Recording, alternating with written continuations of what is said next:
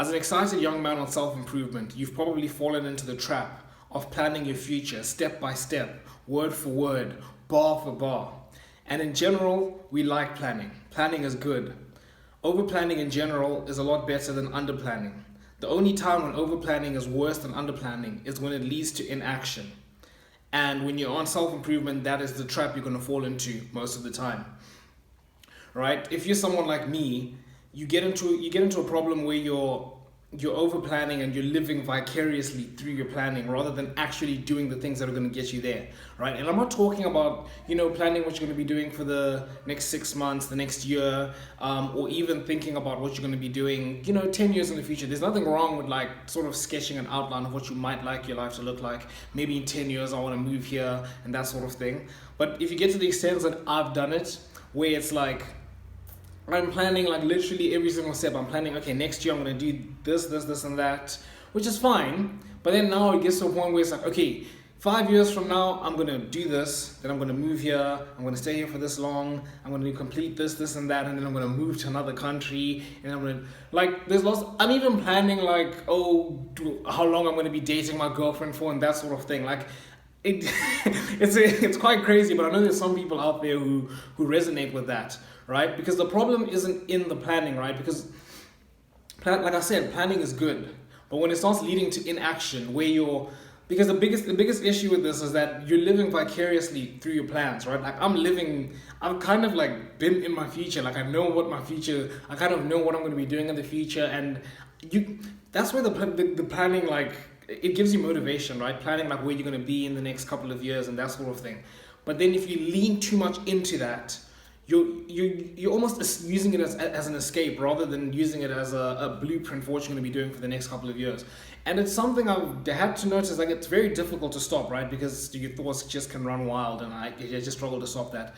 But I had to stop myself and be like, like you keep planning things, right? But the future never comes. It never comes. You only ever have the present. I'm sure you've seen the quote somewhere where it's like, you don't ever have the future, you don't ever have the present, the past. All you ever have is the present, because that's literally all I have now. It doesn't matter what I'm planning for the next 5 or 10 years. And again, with plans, you should plan them very loosely because things change. Lots of things happen. You change your mind on what you want to do. You find out new information, or maybe things just don't go according to plan. That's fine. And that's always going to happen. That is expected. It's very unlikely you're going to find someone who plans something like their future step by step and everything goes according to plan. Like, it just doesn't. And that's fine. Like, you need to have that flexibility, right? But the biggest issue with that is that now you're planning years in the future, but you're not doing the work you're supposed to be doing now. Like, for anyone on self-improvement right now, you probably know what you need to be doing for the next 6 months, for the next year. You know what you need to be doing, right? So once you've got that laid out, you kind of have a vision for what you want your future to look like. Past that, that's fine. But now just do the work for the next 6 months, a year, right? So if you're doing, like, for me, if you've got like a step-by-step plan, like, okay, in the next year, I want to do certain things and then get to 10K a month, right? Once I get to that, then I've got new things I want to do and I've got all these plans. The plans after that, they're cool and everything, but I don't need to worry about those right now, right? I've set them out, that's cool, but I need to I've outlined them, I put them to the side, and I focus on hitting that 10K a month goal, because that's really flipping hard, right? But if I put my head down for like the next year, I'll hit it.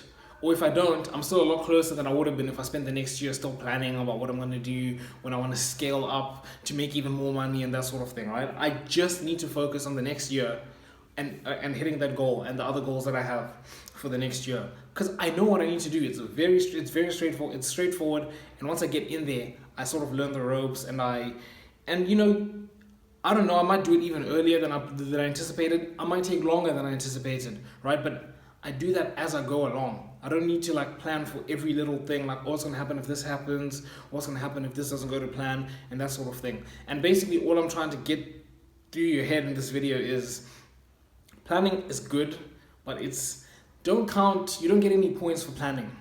You don't get any points for planning. The person who has just said, okay, I need to get into shape for the next year, within the next year, I need to eat this many calories. For the next like 3 months, I need to eat this many calories. I need to be hitting the gym this many times a week, doing these workouts, and then they just do it.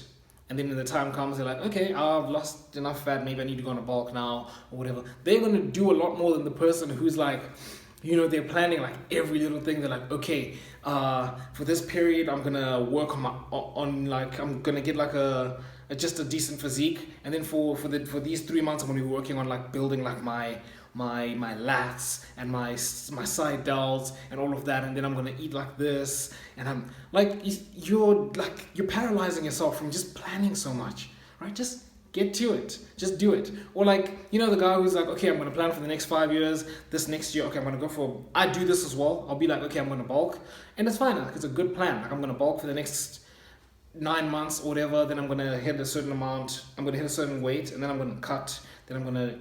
But then I find myself planning for like the next 5 years, and I'm going to be like, okay, in 5 years when I have my dream physique, then I'm going to start going to the gym 3 times a week. Then the other 3 days I'm going to be, I don't know, doing combat training or whatever.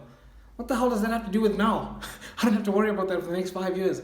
Just get into the gym, just do what I need to do now. That's already hard enough. I don't need to spend time planning about what I'm going to do after I reach my dream physique and I hit that plateau. That doesn't matter. All that matters is the next year. I need to go on a bulk and then a cut.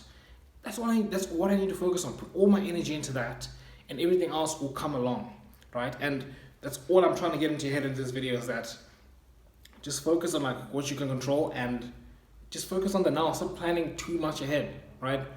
It's good to plan, but the right now is the most important time, and you don't get any points for planning. You just need to remember that.